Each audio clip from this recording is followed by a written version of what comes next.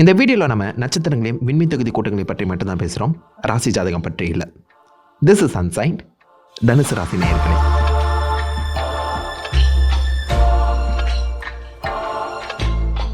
Sagittarius constellation, தமிழில் தனுசு ராசின்னு சொல்லுவோம். தனுசுனா வில் அம்பு. சஜிடேரியஸ் கிரேக்க மித்தாலஜியில் நீங்கள் எடுத்து பார்த்தீங்கன்னா குதிரையும் மனிதனும் கலந்த மாதிரி இருக்க ஒருத்தன் கையில் வில்லம்போட இருப்பான், சென்டார்னு சொல்லுவாங்க. ஸோ ரெண்டுத்துலையுமே வில் அம்புங்கிறது காமன் ஃபேக்டாக இருக்குது. அந்த சமயத்தில் இந்த கான்ஸ்டலேஷனில் நம்ம வானத்தில் பார்க்கும்போது வில்லம்பு போல் இருக்கும் நீங்கள் நினச்சிங்கன்னா அதுதான் கிடையாது. ரெண்டுத்துக்குமே கம்ப்ளீட்டாக ஆப்போசிட்டான ஒரு ஃபார்மேஷனை தான் இந்த நட்சத்திரங்கள் எடுக்கும். டீ பாட், டீ வைக்கக்கூடிய அந்த சட்டிங்க, அந்த கான்ஸ்டலேஷனோட ஒரு முக்கிய அங்கமாக டீ பாட் டிசைன் தான் அமைஞ்சிருக்கும். இந்த கான்ஸ்டலேஷனுக்குள்ளேயே இருக்க இன்னொரு டிசைன் ஃபார்ம் ஆச்சுன்னா அதை ஆஸ்டரிசம்னு சொல்லுவாங்க. ஸோ அந்த வகையில் இந்த டீ பாட்டை நீங்கள் வானத்தில் கண்டுபிடிச்சாலே அதை தொடர் கான்ஸ்டலேஷன் இங்கே தான் எங்கேயோ இருக்குது அப்படிங்கிறத உங்களால் புரிஞ்சுக்க முடியும். ஏன்னா தெளிவாக ஒரு வில் அம்புங்கிற ஒரு ஷேப்பை இந்த கான்ஸ்டலேஷன் ஃபார்மே பண்ணாது. ஒரே கான்ஸ்டலேஷனில் அதை தெளிவாக பார்க்கலாம், ஆனால் இங்கே அது அப்படியே ஆப்போசிட்டுங்க. பட் இந்த கான்ஸ்டலேஷனை கண்டுபிடிக்கிறது ரொம்பவே ஈஸி நீங்கள் கிராமத்து சைடில் இருந்தீங்கன்னா. ஸோ கிராமத்தில் பெரிய அந்த லைட் பொல்யூஷன் இல்லாத அந்த சமயத்தில் வானத்தில் உங்களால் சிம்பிளாகவே இந்த மில்கி வேவை பார்க்க முடியும். பால்வழி அண்டத்தோட அந்த ஒரு சின்ன புகை மூட்டத்தை உங்களால் தெளிவாக நோட் பண்ண முடியும். அதில் அந்த பால்வழி அண்டம் பிரகாசமாக ஒரு இடத்துல ஜொலிக்குங்க, அதிக டஸ்ட் பார்ட்டிகல்ஸோட இருக்கும். அங்கே தான் நம்ம விருச்சக கான்ஸ்டலேஷன் இருக்கும். தேலோட அந்த வால், அந்த வாலுக்கு பக்கத்தில் அந்த புகை மூட்டம் பிரகாசமாக இருக்க அந்த இடத்துல தான் இந்த சஜிடேரியஸ் கான்ஸ்டலேஷன் அமைஞ்சிருக்கும். முக்கியமாக இந்த கான்ஸ்டலேஷன் தொகுதி கூட்டத்தில் இருக்கக்கூடிய அந்த டீ பாட் ஷேப் இருக்குல்ல, அதோடைய வாய், அந்த டீ ஊற்றக்கூடிய அந்த வாய் வந்து எக்ஸாக்டாக இந்த மில்கி வே கூட பர்ஃபெக்டாக மேட்ச் ஆகிருக்கும். அந்த டீ பாட்டோட வாயிலிருந்து புகை வர மாதிரி இந்த இடத்துல அந்த மில்கி வே ஒரு புகை மூட்டமாக அந்த இடத்துல அழகாகவே அமைஞ்சிருக்கும். ஸோ மில்கி வேவை கண்டுபிடிச்சிட்டிங்கன்னா அது பக்கத்தில் இருக்கக்கூடிய சஜிடேரியஸை அழகாகவே உங்களால் நோட் பண்ண முடியும்.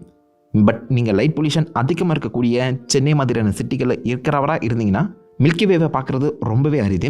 அந்த சமயத்தில் ஃபஸ்ட்டு நீங்கள் விருச்சக கான்ஸ்டலேஷனை கண்டுபிடிக்கணும். அதோடைய வால் முடிகிற இடத்துல இந்த தனுசு ராசி விண்மீன் தொகுதியை உங்களால் ஈஸியாகவே நோட் பண்ண முடியும். பட் இதை கண்டுபிடிக்கிறது கொஞ்சம் கஷ்டம் தாங்க. ஒரே அளவுக்கு பிரகாசமான நட்சத்திரங்களும் அந்த அளவுக்கு ஒரு டிஃபைன்டான ஷேப்பும் இதுக்கு இல்லை. ஒரு நல்ல வடிவம் இல்லாத சமயத்தில் கண்டுபிடிக்கிறது கஷ்டமாக இருந்தாலும் ஒரு முறை பார்த்துட்டிங்கன்னா அந்த டீ பாட்டோட ஷேப்பை உங்களால் கொண்டு வந்துட முடியும். மிகப்பெரிய ஒரு கான்ஸ்டலேஷன், ஐயோ அங்கீகரிக்கப்பட்ட 88 கான்ஸ்டலேஷன் விண்மீன் தொகுதியில் 15வது பெருசு. அண்ட் 13 ஜோடியாக் கான்ஸ்டலேஷனை நீங்கள் கன்சிடர் பண்ணி பார்த்தீங்கன்னா இது 5வது பெருசு. ஸோ வானத்தில் ஒரு மிகப்பெரிய இடத்த அடைச்சிருக்கு. ஆனால் கண்ணுக்கு உங்களால் அந்த டீ பாட் ஷேப்பை மட்டும் தான் கொண்டு வர முடியும்.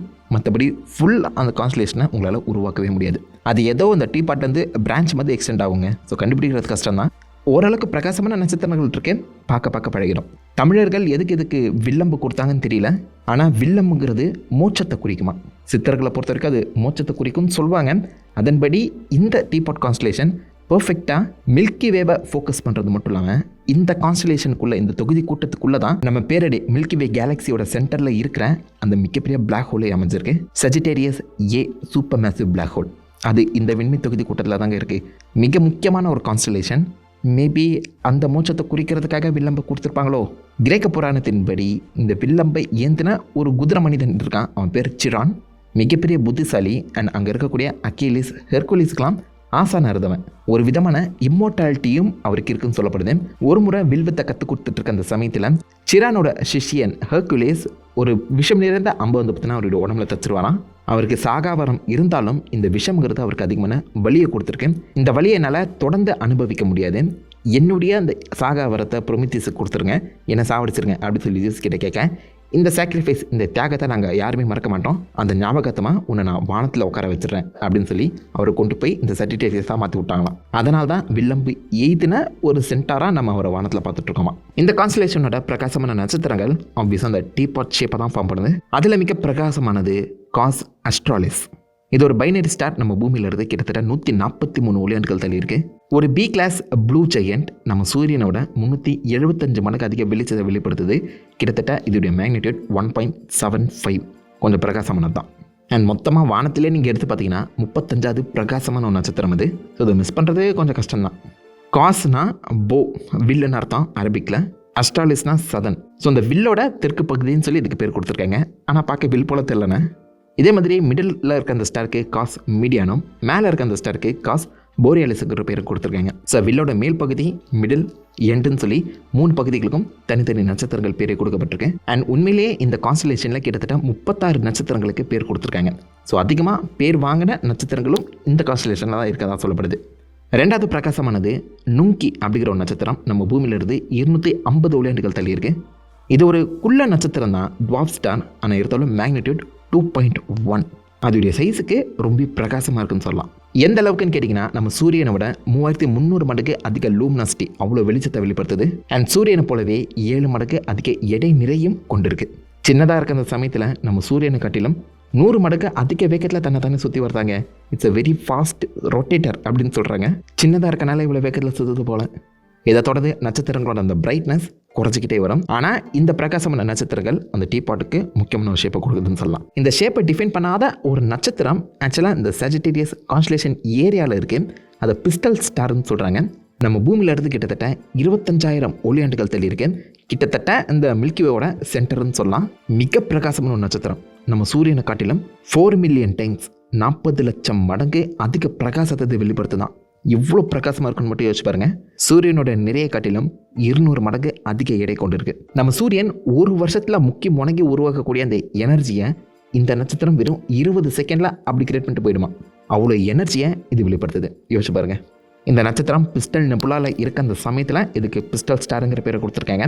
பட் இதை நம்ம வெறும் கண்களால் பார்க்குறது கொஞ்சம் கஷ்டம் தான். ஏன்னா நடுவில் ஏகப்பட்ட இன்டர்ஸ்டெல்லார் டஸ்ட் இருக்குது. முக்கியமாக நம்ம மில்கிவே கேலக்சிக்கு உள்ளே போகிற சமயத்தில் டஸ்ட் அதிகமாக அந்த டஸ்ட் இதோடைய வெளிச்சத்தை வெறும் கண்களுக்கு கம்மியாக காட்டுமே தவிர்த்து உண்மையிலே மிக பிரம்மாண்டமான பிரகாசமான ஒரு நட்சத்திரம். பியோனி ஸ்டார், பியோனி நெபுலாவில் இருக்கக்கூடிய ஒரு மிக பிரம்மாண்டமான நட்சத்திரம். நம்ம பூமியிலிருந்து 26,000 ஒளியாண்டுகள் தள்ளி இருக்கு.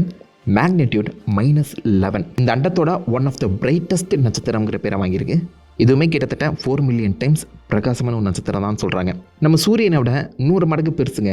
100 மடங்கு அதிக எடையுமே கொண்டு இருக்கேன். பட் இதையுமே வெறும் கண்களால் பார்க்குறது கஷ்டம் தான். ஏன்னா நடுவில் ஏகப்பட்ட டஸ்ட் பார்ட்டிகல்ஸ் இருக்குது. ஸோ சிம்பிளாக அந்த சஜிட்டேரியஸ் டேரெக்டாகவே மில்கிவேயோட சென்டரை ஃபோக்கஸ் பண்ணியிருக்க அந்த காரணத்தினால நம்ம உள்ளே போக போக அந்த டஸ்ட் பார்ட்டிகல்ஸ் நிறைய பிரகாசமான பிரம்மாண்டமான நட்சத்திரங்களை தொடர்ந்து உருவாக்கிக்கிட்டே இருக்கு. ஏகப்பட்ட இன்ட்ரெஸ்டிங்கான ஸ்பேஸ் ஆப்ஜெக்ட்ஸை உங்களால் இந்த கான்ஸ்டலேஷன்களாக பார்க்க முடியும். முக்கியமாக நான் முன்னாடியே சொன்ன மாதிரி சஜிட்டேரியஸ் மில்கிவே சென்டரில் இருக்கக்கூடிய சூப்பர் மேசிவ் பிளாக் ஹோலே சஜிட்டேரியஸ் கான்ஸ்டலேஷனில் தாங்க இருக்குது. பட் அதை வெறும் கண்களால் ஆப்வியஸாக பார்க்கவே முடியாது. அண்ட் அதே சென்டரில் லக்கூன் நெபுலா, ஒரு மிகப்பெரிய எமிஷன் நெபுலாவும் உள்ள இருக்குது. 4000 ஒளியாண்டுகள் தள்ளி ஏகப்பட்ட புது நட்சத்திரங்களை உருவாக்கக்கூடிய ஒரு நெபுலாவாக அமைஞ்சிருக்கு. ஹார்ஷூ நெபுலா இல்லைனா ஸ்வான் நெபுலா, மெசியர் 17 சொல்லுவாங்க. நம்ம பூமியிலிருந்து 5000 ஒளியாண்டுகள் தள்ளி இருக்கேன். அண்ட் இது எவ்வளோ பெருசு தெரியுமா? இதோடைய விட்டம் மட்டுமே 15 ஒளியாண்டுகள். அவ்வளோ பெரிய ஒரு நெபுலா இந்த இடத்துல இருக்குங்க. ஆனால் பார்க்க ஹார்ஷூ மாதிரி தெரியல. லாப்ஸ்டர் நெபுலா, செக்மார்க் நெபுலான்னு சொல்லி இதுக்கு நிறைய பேர்கள் கொடுத்துருக்காங்க. ஆப்வியஸாக ஒரு கான்ஸ்டலேஷன் பார்க்கும்போது ஸ்டார் கிளஸ்டர் இல்லாமல் இருக்குமா? மெசியர் 18 ஒரு ஓப்பன் ஸ்டார் கிளஸ்டர். இதோடைய விட்டம் மட்டுமே 9 லைட்டர்ஸ், 9 ஒளியாண்டுகள். பூமியிலிருந்து 4500 ஒளியாண்டுகள் தள்ளி இருக்கு. உள்ள நிறைய புது நட்சத்திரங்கள், நிறைய யங் ப்ளூ ஸ்டார்ஸ் உருவாக்கப்படுறதா சொல்லப்படுது. மெசியர் 21 இன்னொரு ஓப்பன் ஸ்டார் கிளஸ்டர், 46 லட்சம் பழமையான ஒரு ஸ்டார் கிளஸ்டர். 60 நட்சத்திரங்கள் குழுமமாக உருவாக்கப்பட்ட ஒரு கிளஸ்டர், ஒரு கூட்டம் சொல்கிறாங்க. சஜிட்டேரியஸ் கிளஸ்டர் மெசியர் 22 பிரைட்டஸ்டான ஒரு ஸ்டார் கிளஸ்டர். நம்ம வானத்திலே இதை தெளிவாக உங்களால் பார்க்க முடியும். நம்ம பூமியிலிருந்து கிட்டத்தட்ட 10,600 ஒளியாண்டுகள் தள்ளி இருக்குது. முக்கியமாக அந்த கேலக்டிக் பல்ஜுன்னு சொல்லுவாங்களே, மில்கிவேவோட அந்த சென்ட்ரல் குரூப் ஆஃப் ஸ்டார்ஸில் உங்களால் அதை தெளிவாக பார்க்க முடியும்னு சொல்கிறாங்க. நம்ம பூமிக்கு பக்கத்தில் இருக்கக்கூடிய ஸ்டார் கிளஸ்டர்ஸில் இது முக்கியமானதாங்க. இந்த மாதிரி ஒரு 10-12 ஸ்டார் கிளஸ்டர்ஸ் இந்த சஜிட்டேரியஸ் கான்ஸ்டலேஷனில் மட்டுமே அமைஞ்சிருக்கு. ஏகப்பட்ட நட்சத்திரங்கள், ஏகப்பட்ட நெபுலாஸ், நிறைய என்ஜிசி ஆப்ஜெக்ட்ஸ் எல்லாத்தையுமே குவிச்சு வச்சிருக்கக்கூடிய ஒரு இடம் தான் இந்த தனுசு ராசி விண்மீன் தொகுதி கூட்டம். அதனாலேயே நாசா தங்களுடைய ஹபிள் டெலஸ்கோப் மூலியமா ஸ்வீப்ஸ் அப்படின்னு சொல்லப்படுற ஒரு தனி ப்ரோக்ராமே கிக் ஆஃப் பண்றாங்க. Sagittarius window eclipsing extra solar planet search. இந்த சஜிட்டேரியஸ் பார்த்தீங்கன்னா கரெக்டாக அந்த மில்கிவே பக்கத்தில் அதிக இன்டர்ஸ்டெல்லார் கிளவுட்ஸ், நிறைய அந்த நெபுலாஸ் அண்ட் முக்கியமாக ஏகப்பட்ட ஸ்டார் கிளஸ்டர் இருக்க அந்த இடத்துல இருக்க அந்த காரணத்தினால இந்த இடத்த அதிகமாக ரிசர்ச் பண்ணி அந்த நட்சத்திரங்களை சுற்றி ஏதாவது கிரகங்கள் வளம் வருதா, எக்ஸ்ட்ரா பிளானட் சிக்குதான்னு சொல்லி பார்த்தீங்கன்னா ஒரு தனி ரிசர்ச்சை கிக் ஆஃப் பண்ணுறாங்க. February 2004 கிட்டத்தட்ட 1,80,000 நட்சத்திரங்களை இவங்க 7 நாட்கள் தொடர்ந்து அப்சர்வ் பண்ணியிருக்காங்கன்னா யோசிச்சு பாருங்க. இத்தனை நட்சத்திரங்களை எக்ஸ்ப்ளோர் பண்ணி லட்சக்கணக்கான கிரகங்களை கண்டுபிடிச்சாங்களே கேட்டிங்கன்னா இல்லைங்க. இது வரைக்குமே மொத்தம் 20 கிரகங்கள், அதுவும் பாசிபிள் கேண்டிடேட்ஸ் தான் கண்டுபிடிக்கப்பட்டிருக்கு. ஹாட் ஜூபிட்டர்ஸ் மாதிரியான கிரகங்களில் ஆரம்பித்து குட்டி குட்டி ராக்கி பிளானட்ஸ் கொண்டு கண்டுபிடிக்கப்பட்டதாக சொல்லப்படுது.